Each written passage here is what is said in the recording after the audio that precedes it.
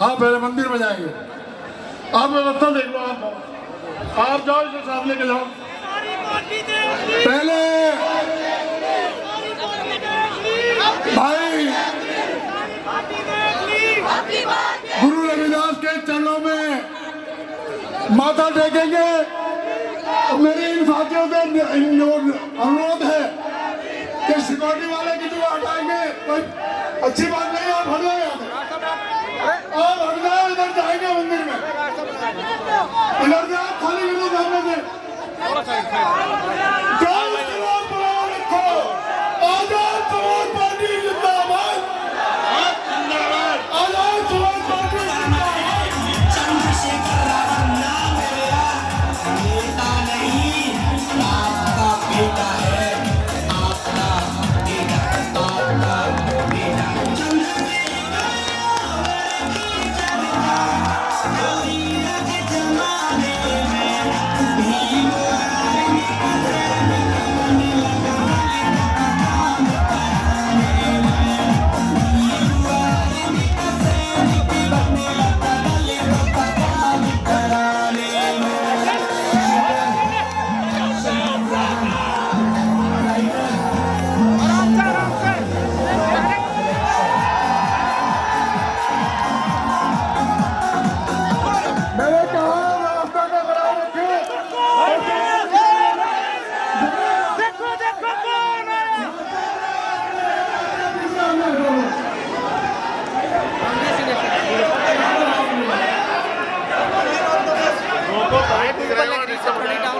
भाई डाउन है भाई।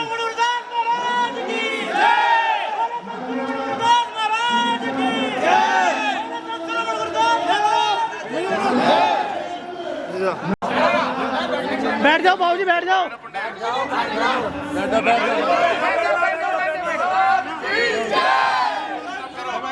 रविदास महाराज पीछे।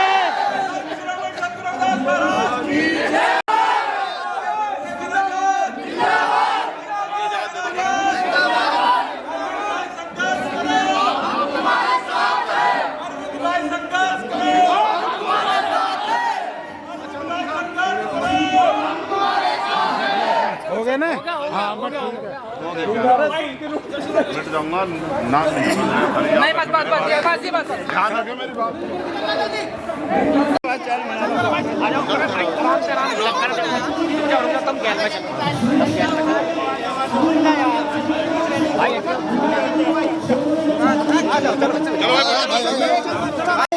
हमारे बीच में कुछ ही पल में इधर विधानसभा क्षेत्र का गोकुल विधानसभा क्षेत्र का चुनाव हुए। माननीय अरविंद कुमार कटरवाल जी साथ में है हमारे राष्ट्रीय अध्यक्ष माननीय हेडकोट चंद्रशेखर आजाद जी, वो इधर हमारे राष्ट्रीय अध्यक्ष का स्वागत करेंगे। साथियों अब ये समय का तगाजा है, काफी देर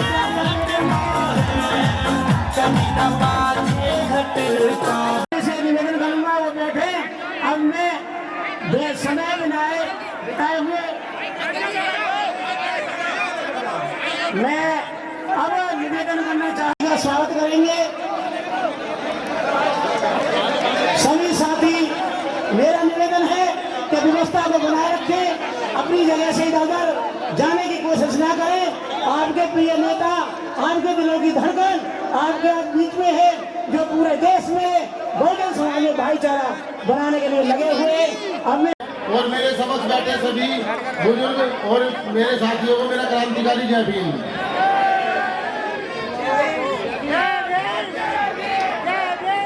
मैं सिर्फ आपसे एक ही बात कहूंगा, चुनाव चल रहा है और आप सहयोग दे रहे हो। जो काम हम पहले करते थे, चुनाव हारे या जीते वो बात का विषय है। मैं अपने नेता आदरणीय एडवोकेट चंद्रशेखर आजाद जी से निवेदन करूंगा। माननीय एडवोकेट चंद्रशेखर आजाद जिंदाबाद, आजाद समाज पार्टी जिंदाबाद, आजाद समाज पार्टी जिंदाबाद, आजाद समाज पार्टी जिंदाबाद, एडवोकेट चंद्रशेखर आजाद जिंदाबाद, एडवोकेट चंद्रशेखर आजाद जिंदाबाद। मैं अब मैं साथियों निवेदन करना चाहता हूँ माननीय राष्ट्रीय अध्यक्ष जी को कि यहाँ दिल्ली प्रदेश में तमाम नेताओं ने प्रलोभन देकर हमारे समाज को ठगा है। लुटेरे लीडरों की लीडरी देखी नहीं जाती, हमारी तंग बस्ती भुखमरी देखी नहीं जाती। हम तो देखते हैं इनकी बिल्डिंगों को नेक नजर से, इनसे हमारी झोपड़ी देखी नहीं जाती। निवेदन करूंगा राष्ट्रीय अध्यक्ष चंद्रशेखर आजाद जी का, वो आए और बड़ी गर्मजोशी से उनका स्वागत किया, अपने ख्यालात से लोगों को अवगत कराएं और हमें तो संदेश दें।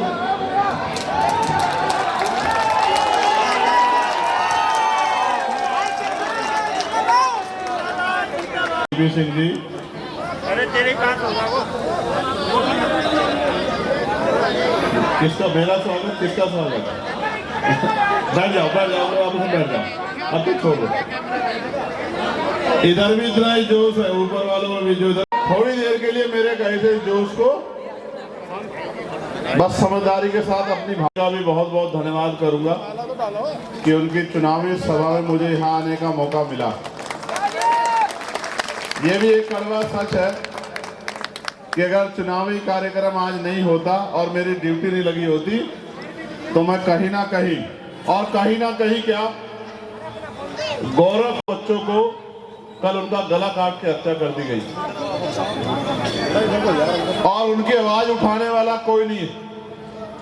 अगर ये जिम्मेदारी कंधों पे नहीं होती तो आज गोरखपुर में वहां मुख्यमंत्री से जवाब मांगता कि इन बच्चों के हत्यारों को क्यों नहीं अब तक गिरफ्तार किया गया।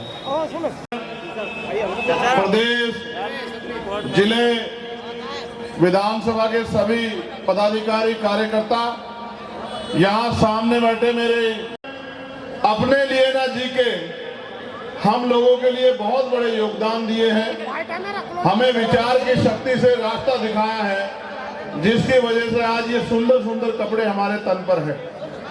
मैं आपका पुनः धन्यवाद करता हूं क्योंकि जब जब दिल्ली में मुझे आपकी जरूरत पड़ी है आपने हमेशा मेरे सर पे हाथ रख के इन सरकारों को मुंह तोड़ जवाब देने का काम किया है। मैं आपका धन्यवाद करता हूं। सुरेश जी यहाँ है, मैं आज भी गवाही दे सकता हूं कि जब दिल्ली में सदगुरु रविदास जी महाराज का गुरु घर आम आदमी पार्टी और भाजपा की सरकार ने मिलकर हमारे पवित्र स्थल को हमसे छीना था, तब आप दिल्ली के लोगों ने पूरे देश से आए हुए लोगों को अपने गुरु घरों में रहने का ठिकाना देके उनके रोटी पानी रहने की व्यवस्था करके और अपनी शक्ति के बदौलत उस दिन उस सरकार को, जिस सरकार ने आपके 96 बच्चों को जेल भेजने का काम किया था, उस सरकार को घुटने टिकवाने के लिए मजबूर किया था। इसलिए मैं आप गोकुलपुरी वासियों का बहुत बहुत धन्यवाद करता हूं। मैं जब उधर से आ रहा था तो ये सोच रहा था किससे मिलूं और किससे ना मिलूं। मेरे लिए आप सब लोग मेरे अपने हो, ना कोई छोटा ना बड़ा, क्योंकि हमारे गुरु ने कभी ये सिखाया नहीं, छोटे बड़े की बात ही नहीं सिखाई। और आप ये भी जानते हो कि 16 महीने मैंने जेल काटी, 16 महीने। मैं आपका खून हूं, मैं आपकी औलाद हूं। आप मेरे बड़े हो, बताओ क्या समाज के लिए लड़ाई लड़ना गलत है? क्या समाज में अगर जुल्म हो उनकी आवाज उठाना गलत है? तो मैंने हमेशा कोई ऐसा मामला नहीं रहा जहां हमारे मान सम्मान पे आ जाइए और मैंने घर में बैठ के तमाशा देखा हो। कोई ऐसा मामला नहीं बता सकते आप मुझे। 16 महीने मैंने जेल काटी और जब दिल्ली में गुरुघर टूटा तो कोई मेरे बदन का हिस्सा ऐसा नहीं बचा जो लोगों ने सरकार के इशारे पे मुझे और मेरे साथियों को पीटने का काम किया। उनको लगता था कि लाठियों से डर के ये चंद्रशेखर आजाद ये वापस भाग जाएगा, डर जाएगा। वो ये नहीं जानते कि ये चंद्रशेखर आजाद सदगुरु रविदास जी महाराज का अंश है। ये बाबा साहब अम्बेडकर मानव काशीराम साहब का बेटा है। ये भागने वालों में से नहीं है, ये भगाने वालों में से है। ये बात जो है सरकारें भूल गई। आज मैं आपके बीच चुनावी कार्यक्रम में आऊं, लेकिन आप जानते हो मेरा आपका रिश्ता चुनावी नहीं। लेकिन मैं आपके सामने जो बात रखना चाहता हूं उस बात का जवाब आज अपने खुद से मांगना, अपने दिल से कि क्या हम अपने संतों गुरुओं की बात पे हैं। आज से 600 साल पहले, और अब वो दिन आने वाला है, वो पवित्र दिन 12 तारीख को, जब हम सदगुरु रविदास जी महाराज की जयंती मनाएंगे। पूरी दुनिया में महाराज जी की जयंती मनेगी, लेकिन आप महसूस करो कि 600 साल पहले सदगुरु महाराज ने क्या कहा। जब उनसे पूछा गया इसी तरह की एक सभा में उनके एक अनुयायी द्वारा कि गुरुजी, हम लोग बहुत राज होना पड़ता है, हम पे जुल्म होता है, ऐसा क्यों होता है। ये उन्होंने वाणी के द्वारा सदगुरु जी ने पूछा कि रविदास मानुष सुखी बसन्नु सुकर है दो ठाव, एक सो स्वराज माही दूसर मरगट गांव। जब ये बात सदगुरु जी से पूछी गई तो ये वाणी के जरिए सदगुरु जी ने जवाब दिया, और वो जवाब ये था कि सुख शांति का जीवन जीने के दो ही रास्ते। रविदास मानुष सुखी बसन्नु सुकर है दो ठाव, कि सुख शांति से जीने के लिए दो ही रास्ते हैं। पहला, राज स्वराज माही अपना राज लाओ। और केंद्र में मोदी जी का राज है, राज तो अभी भी है। तो ये भी सवाल है कि राज तो है जी, तो राज है तो फिर क्यों सुख शांति नहीं आ रही। सदगुरु जी ने कहा, ऐसा चाहूं राज में जहां मिले समझू अन, और छोट बड़े सब सम बसे रैदास रहे प्रसन्न। कि राज ऐसा होना चाहिए जिसमें कोई ऊंच नीच ना हो, जिसमें कोई भेदभाव ना हो, जिसमें कोई छोटा बड़ा ना हो, जिसमें किसी बहन बेटी पर जुल्म ना हो, किसी को खाने के लिए अन्न की, तन ढकने के लिए कपड़े की, और सर ढकने के लिए छत की दिक्कत ना हो, जहां पीने के लिए पानी की समस्या ना हो। तो ये जो राज आज का है, ये सदगुरु महाराज का राज नहीं है। उनका राज तो बेगमपुरा राज था। बेगम का मतलब होता है बिना गम का राज, जहां किसी की जिंदगी में कोई गम ना हो। ऐसे राज की कल्पना की थी। आज बताओ, मैं तो दिल्ली घूम रहा हूं, मैं बरौनी गया, मैं त्रिलोकपुरी गया, मैं सीमापुरी गया, मैं सादरा गया, सीलमपुर गया, तो मैं देखता हूं जहां मैं पार्लियामेंट में जाता हूं वो दिल्ली तो कोई और है। वो दिल्ली तो ऐसी है कि सड़क पर रख के भोजन कर लो। और ये दिल्ली कौन सी दिल्ली है जहां नालियां, गड्ढे, गंदगी, सफाई की व्यवस्था नहीं है, पीने के लिए पानी की व्यवस्था नहीं है, जहां लोग झुग्गी झोपड़ियों में अपने और अपने बच्चों के सम्मान की रक्षा मुश्किल से करते हुए जी रहे हैं। तो मुझे लगा है दिल्ली वो दिल्ली है जिसमें हमारे लोग रहते हैं, और वो दिल्ली है जिसमें पैसे वाले लोग रहते हैं, जिसमें सरकार के लोग रहते हैं। रास्ते में नहीं चले होते तो आज एक गुरु घर का निर्माण आप लोग नहीं कर पाते। और आप जानते हो, इस गुरु घर का निर्माण किसी और ने नहीं, आपने अपनी मेहनत की कमाई से किया है। मैं जानता हूं इस बात को, मैं आपके स्वाभिमान की शक्ति को जानता हूं। और ये बात जो मैंने आपसे कही कि महाराज जी कह के गए थे, वही बात बाबा साहब अम्बेडकर ने भी कही, और हूबहू संविधान में लिख दी कि संविधान के आधार पर कोई छोटा बड़ा नहीं होगा, कोई किसी पे जुल्म नहीं कर पाएगा, हर व्यक्ति का सम्मान होगा, सबको समान अवसर मिलेंगे, और हर आदमी पढ़ लिख के आगे बढ़ पाएगा, इज्जत सम्मान की जिंदगी जी पाएगा। और बाबा साहब ने क्या कहा, राजनीति में हिस्सेदारी नहीं, वो सुनहरी चाबी है जिसके जरिए आप अपनी सारी समस्याओं का हल निकाल सकते हो। मैं आपको लगातार कहता आ रहा हूं कि आपने शक्ति किसी और के हाथ में दे रखी है, और आप चंद्रशेखर आजाद की तरफ उम्मीद लगा के देखते हो कि चंद्रशेखर आजाद आपकी समस्याओं का हल कर दे। मैं आपको गारंटी से कहता हूं, एक मौका आप चंद्रशेखर आजाद को दे के देखो, फिर आप बताना आपकी समस्याओं का हल होता है नहीं होता है, या आपका हाथ किसी आगे फैलता है, फिर आप मुझसे सवाल करना। मैं तो पार्लियामेंट में हूं, आप जानते हो दिल्ली के मेरे लोगों, क्या मैं कोशिश करता हूं कि आपकी तकलीफें दूर हो। लेकिन आप सोचो, ये तब हालात हैं जब शक्ति उनके पास है। एक दिन आएगा, समय करवट लेगा, क्योंकि बाबा साहब अम्बेडकर आपके उंगली में वो शक्ति लेके गए हैं, जिसे चाहो चोटी में बिठा दो, और जिसका दिमाग खराब हो जाए उसको उठा के चोटी से जमीन पर पटक दो। ये उंगली में ताकत बाबा साहब अम्बेडकर आपके देके गए हैं।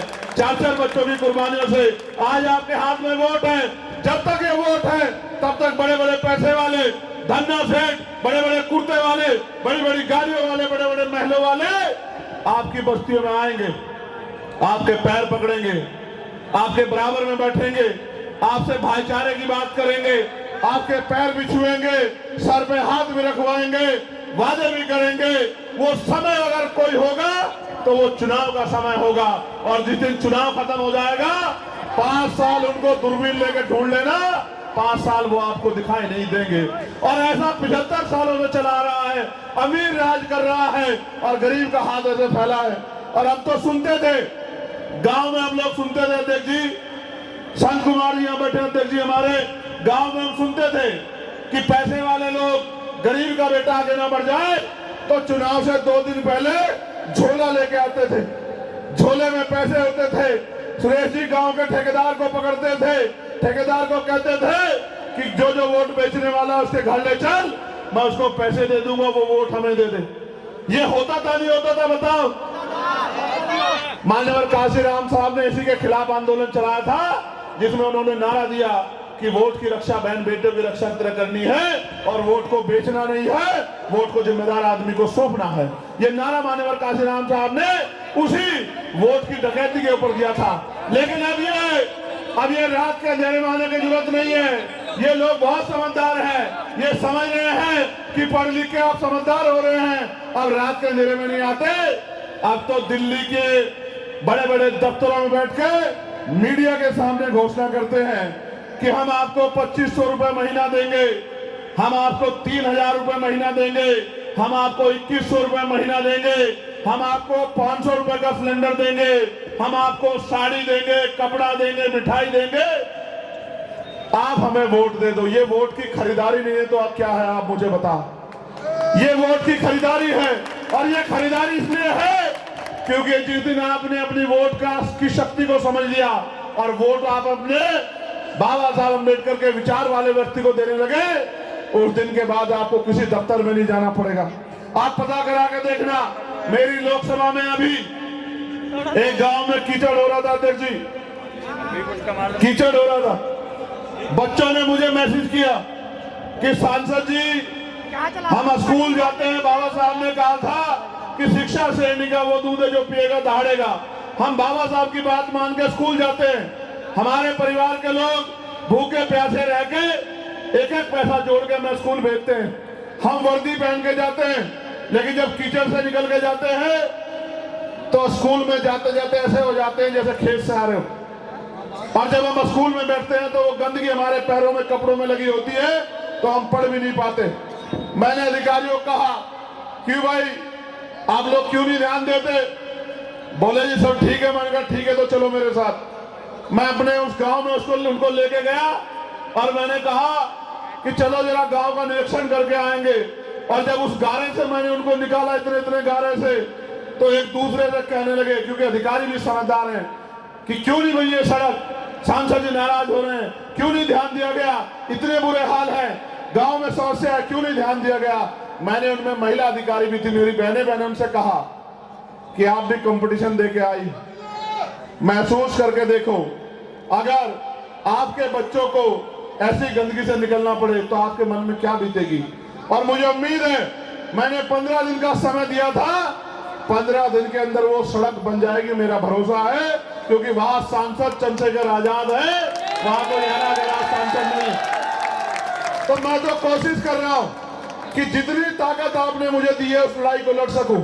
और मैं आपको विश्वास दिला कहता हूं कि अगर आपने इस गोकलपुरी विधानसभा में अब तक तो आपने जिसको चाहे मौका दिया, लेकिन इस बार आपने अगर भाई अरविंद जी को मौका दिया और 5 तारीख को केतली का बटन दबा दिया, और मेरी बात को याद रखना कि जिस दिन परिणाम आएगा और आपके आशीर्वाद से अरविंद भाई एमएलए बन गए, तो याद रखना किसी दफ्तर के बाहर जाकर लाइन लगाने की जरूरत आपको नहीं पड़ेगी। इस बात का मैं आपको विश्वास दिलाता। ये वोट हथियार है हमारा, इस हथियार का प्रयोग करना जान लो। ये 2 धारी तलवार है, अगर अपने व्यक्ति को दी तो आपकी समस्याओं का हल होगा, आपकी परेशानियां खत्म होगी। और अगर किसी ऐसे व्यक्ति को दे दी जो आपको धोखा ठगने के लिए मैदान में आया है, तो आपकी समस्याओं का हल नहीं होगा और नई मुसीबतें आपके ऊपर पड़ जाएंगी।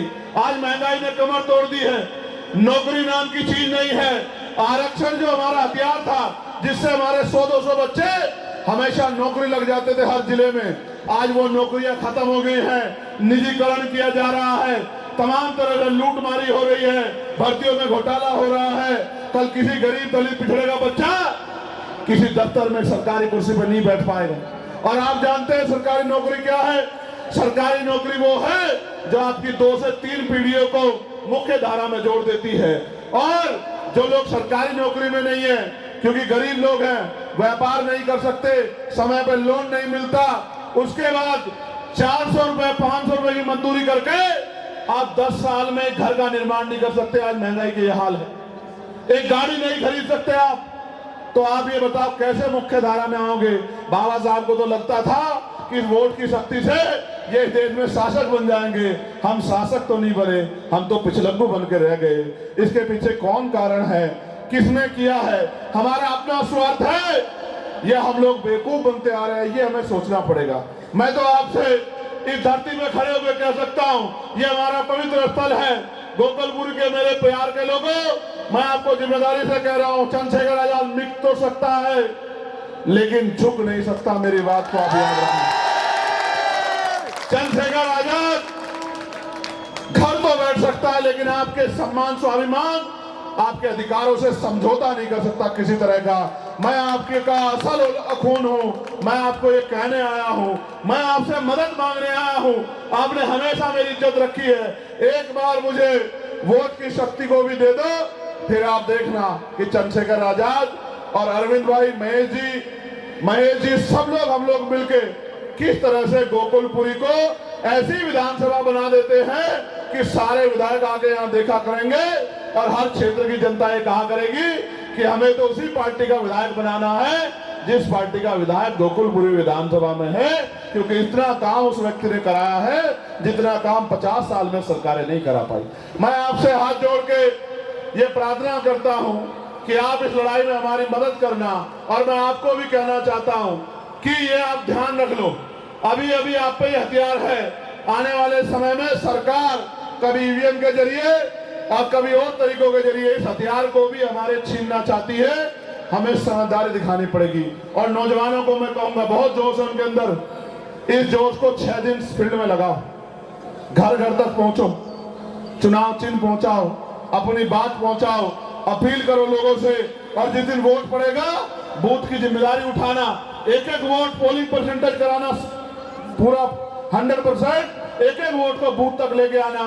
और जब आपका बैलेट की मशीन बंद हो जाए, फॉर्म 17C लेके तब आके घर में सोना और फिर 8 तारीख को सुबह सुबह जाके एजेंट बन के और एक एक वोट की गिनती करवाना, अपनी वोट की चोरी मत होने देना।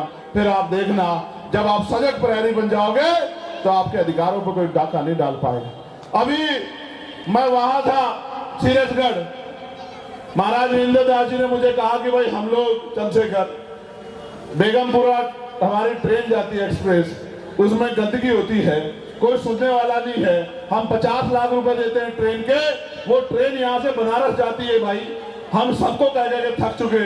अब हम आपसे उम्मीद करके बैठे हैं कि हमारा बेटा संसद में है, वो हमारी मांग को उठाएगा।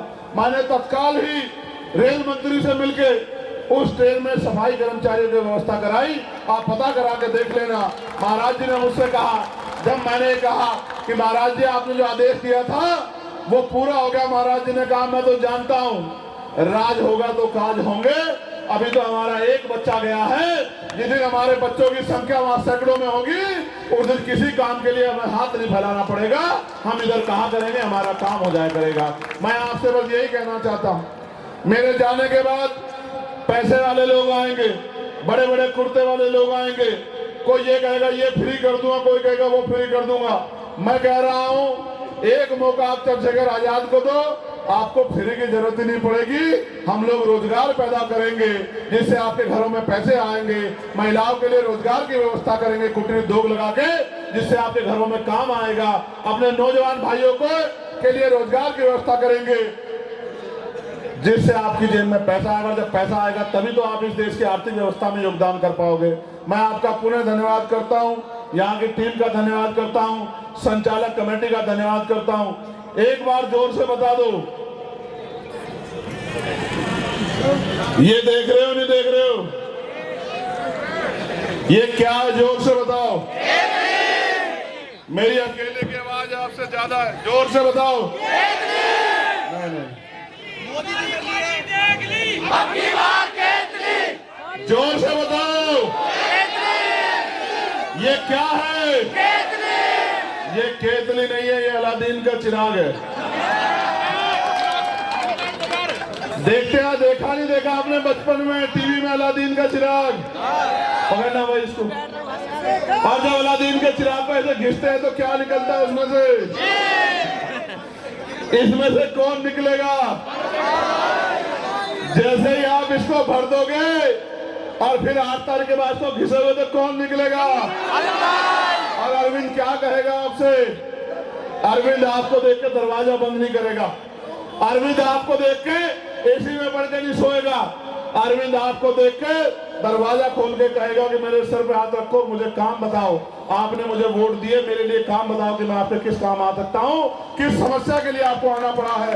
आपको आना नहीं चाहिए था, आपको मुझे फोन करना था, मैं वहां आता। आप मालिक हो, मैं आपका सेवक हूँ। ये आपको अरविंद से सुनने को मिलेगा। और बाकी से क्या सुनने को मिलेगा?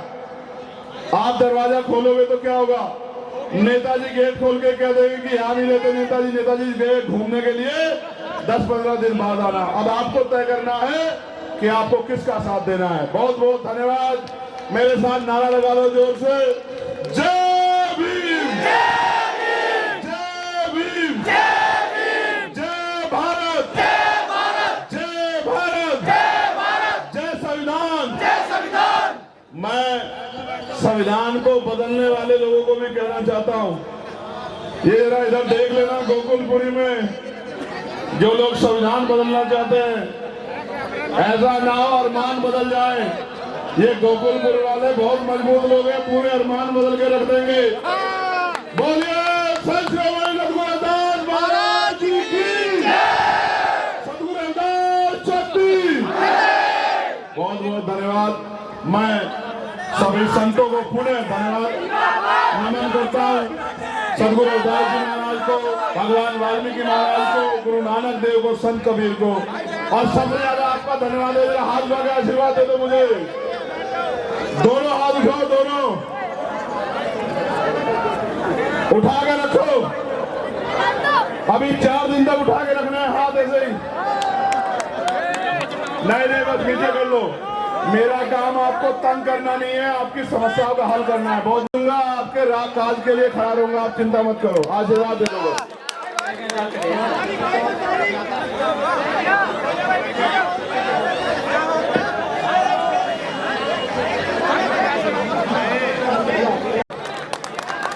मंच की व्यवस्था को खराब न करें।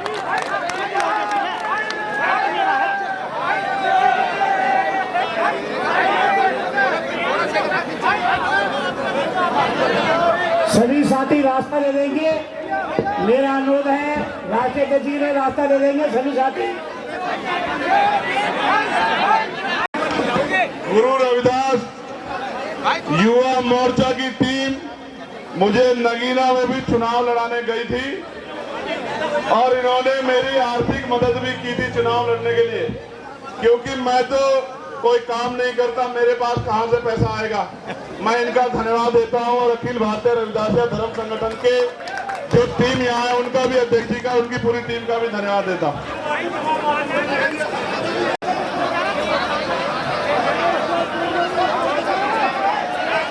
दिखानी है, रास्ता भी बनाना पड़ेगा। अभी तो बना के व्यवस्था ले लो भाई, ले लो। रायचंद जी और उनकी पूरी टीम का, सुरेश जी जो अखिल भारतीय रविदासिया धर्म सभा की हमारी टीम है, उनका भी बहुत बहुत धन्यवाद करता हूँ।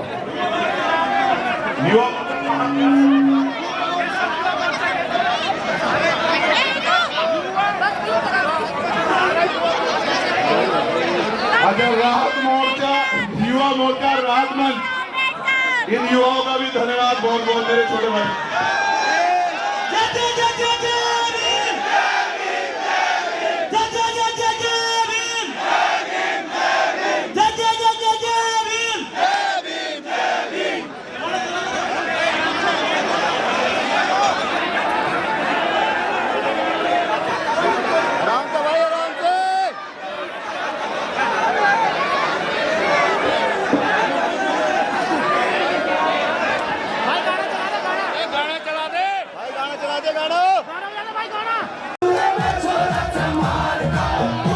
इनका बैन सुर मच्छो रच मारना